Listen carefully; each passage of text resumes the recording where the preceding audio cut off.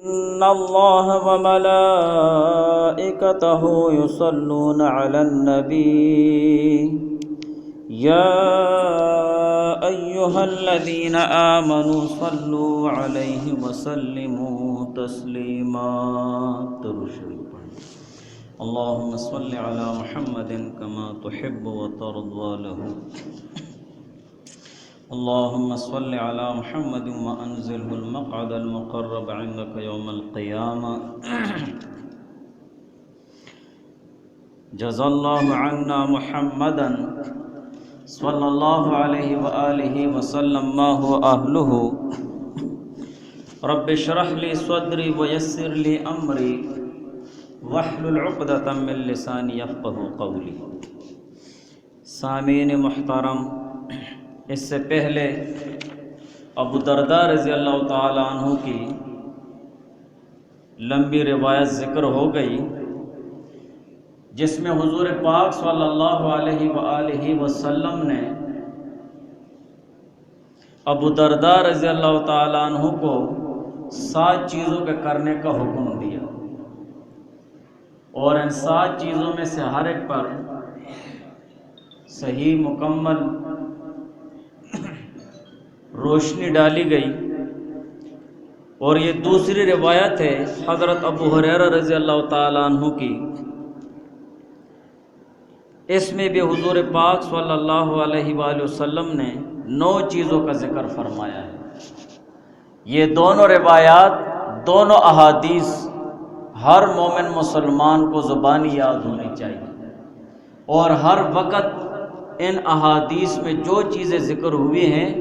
ان کو اپنے سامنے رکھ کر اگر وہ زندگی گزارے تو یقیناً یہ 2 احادیث اس کے اصلاح کے لیے کافی ہے.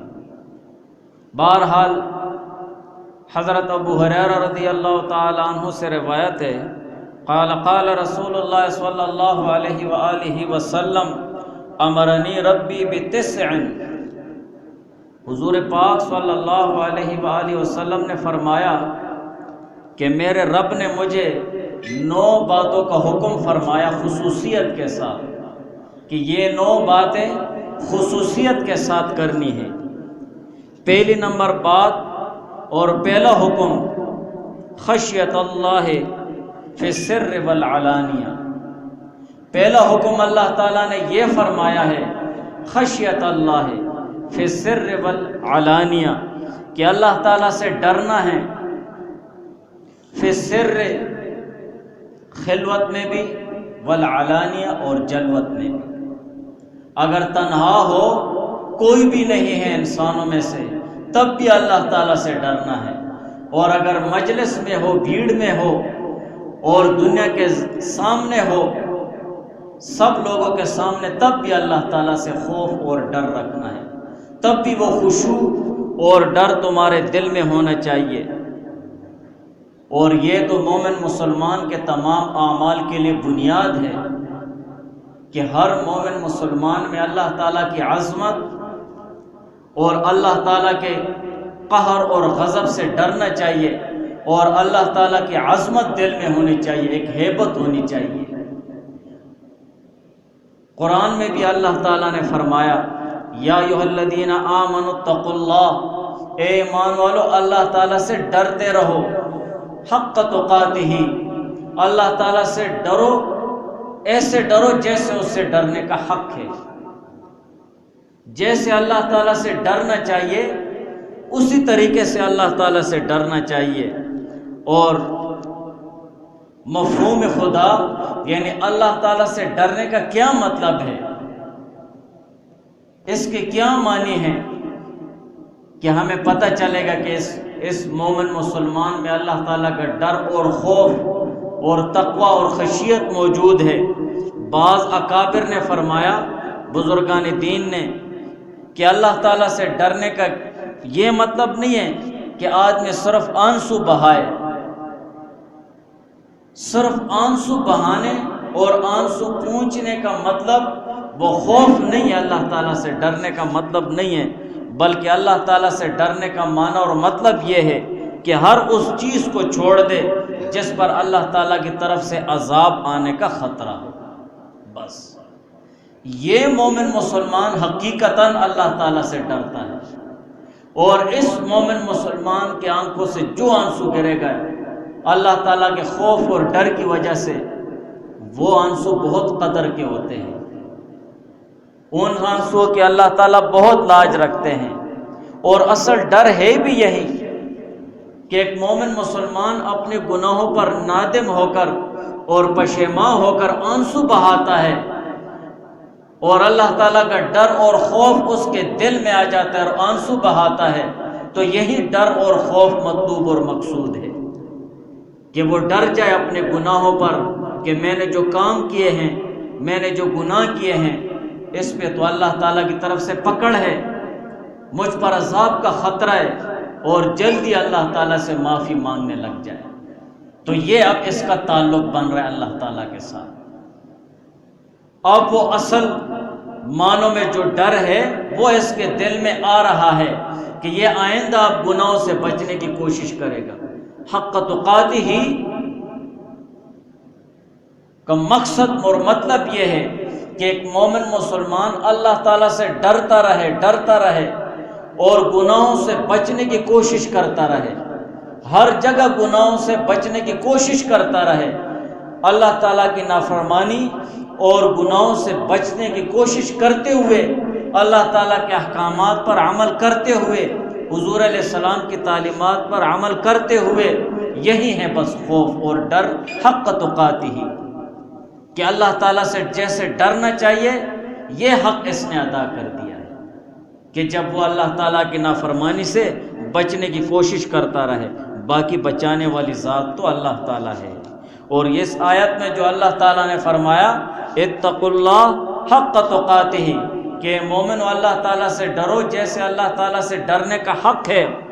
تو آیت میں حق تقاتہ کی تفسیر اور مطلب خود حضور علیہ السلام نے فرمایا ہے۔ حضور علیہ السلام نے فرمایا حق تقاتہ کہ اللہ تعالیٰ سے جیسے ڈرنا چاہیے وہ یہ ہے ان یطاع فلا یعصى له، ان یطاع کہ اللہ تعالیٰ کے اطاعت کی جائے، احکامات کی تابعداری کی جائے، اور حضور علیہ السلام کی تعلیمات کی تابعداری کی جائے، فلا یعصى اور اس کی نافرمانی نہ کی جائے، اللہ تعالیٰ کی نافرمانی نہ کی جائے، جو کرنے والے کام ہیں ان کو کرتا جائے اور جن سے منع کیا گیا اس سے منع ہوتا جائے، وَيُذْكَرُ فَلَا يُنْسَى اور اللہ تعالیٰ کو ہر وقت یاد کرتا رہے، خیر کے ساتھ، شکر کے ساتھ،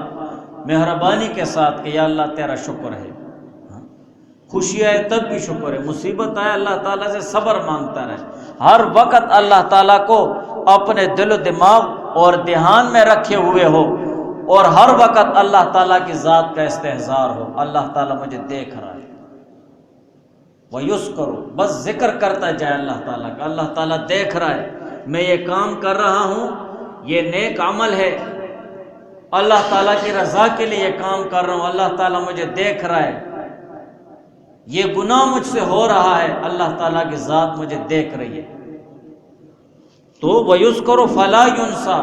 ہر وقت اللہ تعالیٰ کو یاد کرتا رہے، فَلَا يُنْسَى اور اللہ تعالیٰ کو بھولے نہیں، کسی حالت میں بھی مومن مسلمان اللہ تعالیٰ کو نہ بھولے، اگر وہ خوشی کا موقع ہے تب بھی اللہ تعالیٰ کی ذات کو نہیں بھولنا چاہیے، تب بھی اللہ تعالیٰ کے احکامات کو نہیں بھولنا چاہیے، ہر وقت ذکر کے ساتھ مومن مسلمان کی زبان تر رہے، اللہ تعالیٰ کے شکر اور حمد کے ساتھ، اللہ تعالیٰ کی وہ حمد و ثنا کے ساتھ مومن مسلمان کی زبان تر رہے، جس وقت بھی وہ ہو، جس مجلس میں بھی ہو، اور وَيُشْكَرُ فَلَا يُكْفَرُ اور ہر وقت اللہ تعالیٰ کا شکر ادا کرتا ہے، اللہ تعالیٰ کی ناشکری نہ کرے کسی حال میں بھی،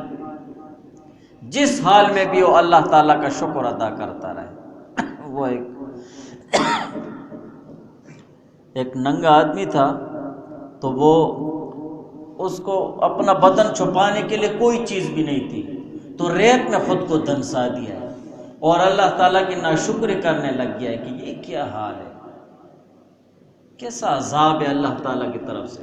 ناشکری کرنے لگ گیا، گلہ کرنے لگ گیا، بس اچانک ہوا آ گئی ہے، وہ ریت سے چلی گئی۔ شکر کرنا چاہیے ہر حال میں،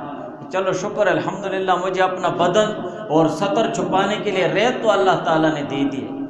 لئن شکرتم لازیدنکم ولئن کفرتم ان عذابی لشدید۔ اللہ تعالیٰ فرماتے ہیں میرا شکر ادا کرو گے تو اور نعمتیں بڑھا دوں گا، اور احسانات بڑھا دوں گا، اور اگر میری ناشکری کرو گے تو پھر میرا عذاب بہت سخت ہے۔ تو اللہ تعالیٰ کا شکر ادا کرتا رہے۔ تو یہ ہے حضور علیہ السلام نے فرمایا کہ اللہ تعالیٰ نے مجھے حکم فرمایا خشیت اللہ فی السر والعلانیہ، کہ میں اللہ تعالیٰ سے ڈرتا رہوں فی السر، تنہائی میں بھی، والعلانیہ، اور اسی طرح مجلس میں بھی، سب کے سامنے تب بھی اللہ تعالیٰ سے ڈرتا رہوں۔ آج ہمارے معاشرے میں ہم میں سے ایسے بہت سارے مومن مسلمان ہیں جو وہ فی العلانیہ بالکل ظاہری طور پر اور بڑھ چڑھ کر وہ سب کے سامنے گناہوں میں مبتلا ہوتے ہیں، ایسے ایسے گناہ جس کو وہ گناہ سمجھتے بھی نہیں ہیں، حالانکہ وہ اللہ تعالیٰ کے ہاں بہت بڑے گناہ ہوتے ہیں۔ ایسے گناہوں کی وجہ سے ایسا مومن مسلمان اللہ تعالیٰ کی نظر کرم سے گر جاتا ہے، اور وہ سب کے سامنے کر رہے ہوتے ہیں، اور اس پر فخر بھی کر رہے ہوتے ہیں کہ ہم گناہ کر رہے ہیں، سب کو دکھا رہے ہوتے ہیں کہ ہم گناہ کر رہے ہیں۔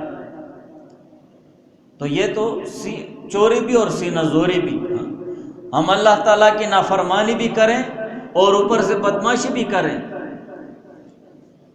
تو یہ تو بہت زیادہ بہت بڑی جرت کی بات ہے۔ ایسے بہت سارے گناہوں میں مبتلا ہوتے ہیں، اور اس سے بھی کئی بڑھ کر ہمارے معاشرے میں ایسے افراد بھی ہیں جو خاص افراد ہوتے ہیں اور معاشرے کے بہت معتبر لوگ ہوتے ہیں، لیکن تنہائی میں گناہوں میں مبتلا ہوتے ہیں، تنہائی میں گناہ کر رہے ہوتے ہیں، سارے انسانوں سے چھپ کر گناہ کر رہے ہوتے ہیں، لیکن اسے یہ احساس نہیں کہ اللہ تعالیٰ کی ذات مجھے دیکھ رہی ہے، اللہ تعالیٰ مجھے دیکھ رہا ہے۔ کیسے کیسے گناہ کر رہے ہوتے ہیں۔ موبائل کو لے لو کہ ہم اس موبائل کے ذریعے کتنے گناہوں میں مبتلا ہوتے ہیں۔ کچھ چیزیں ہم سب کے سامنے دیکھ رہے ہوتے ہیں اس میں، اور کچھ چیزیں ہم تنہائی میں دیکھ رہے ہوتے ہیں۔ تو کوشش یہ ہو کہ خشیت اللہ فی السر والعلانیہ، کہ خود کو اس بات کا خوگر بنانا ہے اور عادی بنانا ہے کہ اللہ تعالیٰ کی ذات سے تنہائی میں بھی اور خلوت میں بھی ڈر ہو، اور اللہ تعالیٰ کی ذات کا دھیان ہو دل و دماغ میں کہ اللہ تعالیٰ کی ذات مجھے دیکھ رہی ہے، جو چیز میں دیکھوں گا، جو کام میں کروں گا تنہائی میں، اس کا مجھے صلہ ملے گا، قیامت کے دن مجھ سے اس کی پوچھ ہوگی۔ اور کیوں تھوڑے سے وقت کے لیے اپنے نفس کو اور شیطان کو خوش کر کے اللہ تعالیٰ کی نافرمانی میں مبتلا ہو جاؤ، اور کیوں ان گناہوں کی نحوست کو سر پر لے کر وہ اللہ تعالیٰ کے دربار میں قیامت کے دن حاضر ہو جاؤ۔ اور جلوت میں بھی سب کے سامنے گناہوں سے وہ بچنا چاہیے اور اللہ تعالیٰ کا ڈر ہونا چاہیے۔ ابو الحسین رحمہ اللہ تعالیٰ فرماتے ہیں الخوف زمام بین اللہ تعالیٰ و بین عبدہ، کہ یہ خوف اور ڈر، یہ تقوی اور پرہیزگاری، یہ اللہ تعالیٰ اور بندے کے درمیان ایک رسی ہے۔ اللہ تعالیٰ اور اس بندے کے درمیان تعلق بڑھانے والی ایک رسی ہے۔ وَإِنْ انْقَطَعَ زِمَامُهُ، اگر یہ رسی کٹ ہو گئی ہے، ہلک مَحَلَ ہالکین، تو یہ بندہ ہلاک ہونے والوں کے ساتھ غرق ہو جاتا ہے۔ اس رسی کو نہیں کاٹنا چاہیے، اس رسی کو اور بھی مضبوط کرنا چاہیے کہ جلوت ہو اور خلوت ہو، دونوں صورتوں میں اللہ تعالیٰ سے ڈر ہونا چاہیے، خوف ہونا چاہیے۔ ہر وقت اللہ تعالیٰ کے ساتھ یہ ڈر اور خوف کی رسی جڑی رہے اور اس کو اور بھی مضبوط کرتا جائے۔ ہم میں سے ہر مومن مسلمان اپنے گریبان میں اور اپنے دل میں جھانک کر دیکھے کہ اس میں کتنی تقوی ہے، اس میں کتنا اللہ تعالیٰ کو خوف ہے، میں کتنا اللہ تعالیٰ سے ڈر رہا ہوں، یا کتنا میں اپنے نفس اور شیطان کی تابعداری میں لگا ہوا ہوں۔ مفتی شفیع صاحب رحمہ اللہ تعالیٰ فرماتے کہ جس وقت ایک آدمی بالفرض لاہور سے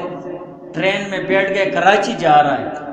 تو بار بار یوں دیکھتا ہے کہ کون سا اسٹیشن آ گیا، کون سا اسٹیشن آ گیا، بار بار دیکھتا ہے۔ جب اسٹیشن اس کے موافق آ رہے ہوتے ہیں، لاہور، ملتان، اسی طرح سکھر، روڑی، وہ سمجھ رہا ہوتا ہے کہ منزل قریب آ رہی ہے، منزل قریب آ رہی ہے، منزل کو پہنچ جائے گا۔ اسی طرح ہر مومن مسلمان کو اپنے دل میں جھانکنا چاہیے کہ میں کس طرف جا رہا ہوں، سٹیپ بائی سٹیپ میں جا رہا ہوں۔ کیا یہ جو راستہ میں نے لیا ہوا ہے تو یہ راستہ مجھے اللہ تعالیٰ کے ساتھ جوڑ رہا ہے، یہ راستہ میرا اللہ تعالیٰ کے ساتھ تعلق بنا رہا ہے یا توڑ رہا ہے؟ اور اسی طرح میرے دل میں اللہ تعالیٰ کا خوف بڑھ رہا ہے یا کم ہو رہا ہے؟ بے نہیں اسی طرح جب وہ سمجھ جائے کہ میرے دل میں اللہ تعالیٰ کا ڈر ہے، خوف ہے، میں گناہوں سے بچتا جا رہا ہوں، خلوت میں بھی، تنہائی میں بھی اور جلوت میں بھی، تو سمجھ جائے کہ اللہ تعالیٰ کے ساتھ میرا تعلق بڑھ رہا ہے، مجھ میں اللہ تعالیٰ کا خوف اور خشیت موجود ہے، ڈر موجود ہے، تعلق بڑھ رہا ہے۔ اور بھی وہ اپنا زور لگا دے، اور بھی اپنا زور لگا دے اور اللہ تعالیٰ کے ساتھ ایک ایسا تعلق قائم کر لے جس تعلق کا ہونا ہر مومن مسلمان کے لیے ضروری ہے۔ اور حسن بصری رحمہ اللہ تعالیٰ فرماتے تھے کہ ہر مومن مسلمان کو 3 جگہوں پر اپنے آپ کو پرکھنا چاہیے، اپنے آپ کو دیکھنا چاہیے کہ 3 جگہ ہیں، اگر ان 3 جگہوں میں اس انسان اور اس مومن مسلمان کو ایک سکون محسوس ہوتا ہے، ایک لذت محسوس ہوتی ہے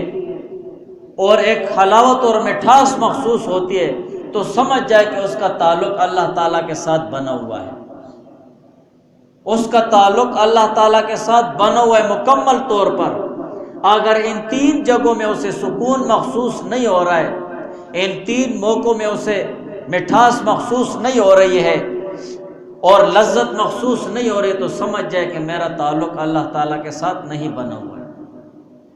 میرا تعلق اللہ تعالیٰ کے ساتھ کمزور ہے، بہت کمزور ہے،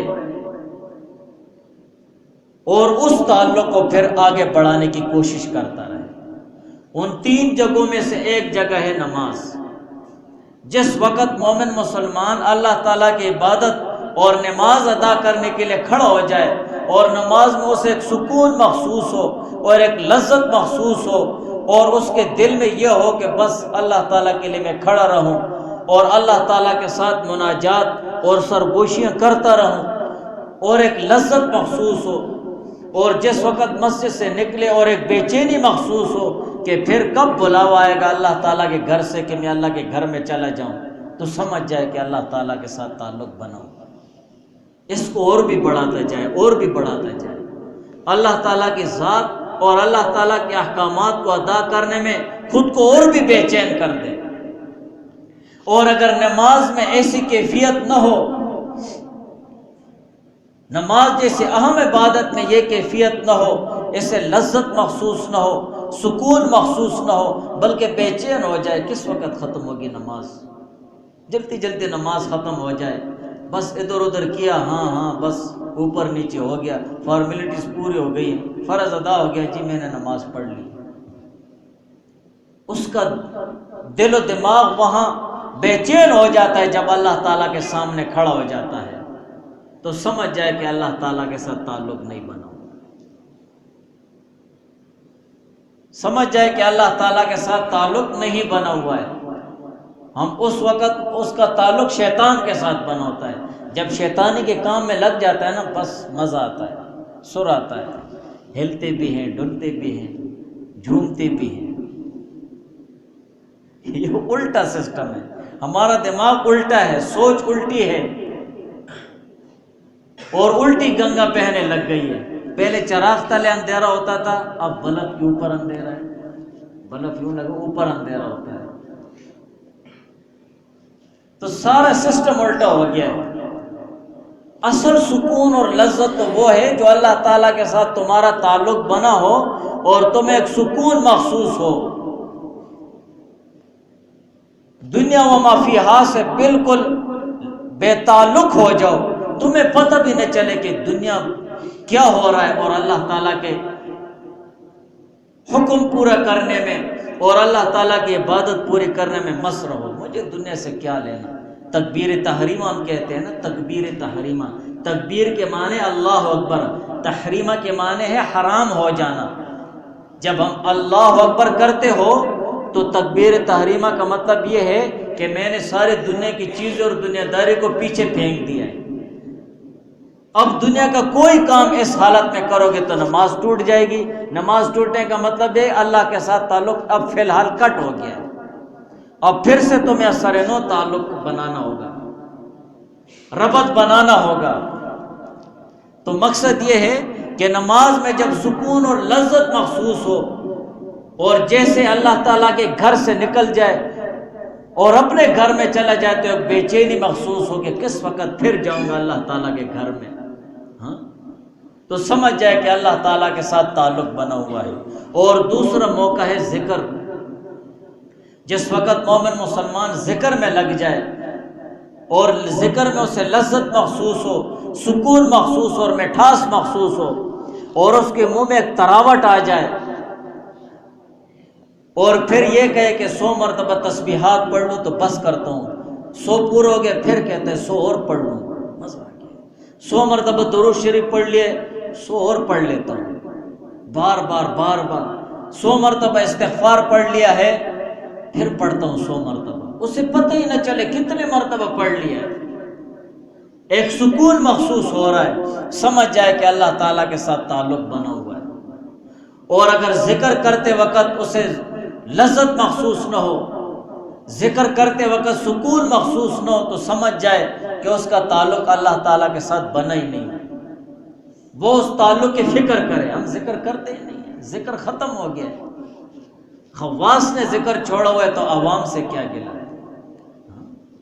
صبح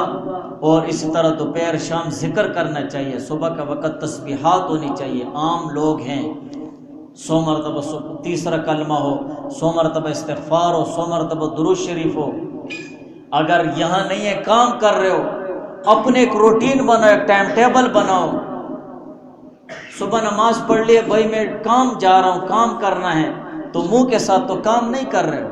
ذکر میں رہو، ذکر میں مجھے تسبیحات پوری کرنی ہے یار، اگر اس وقت رہ گئی ہیں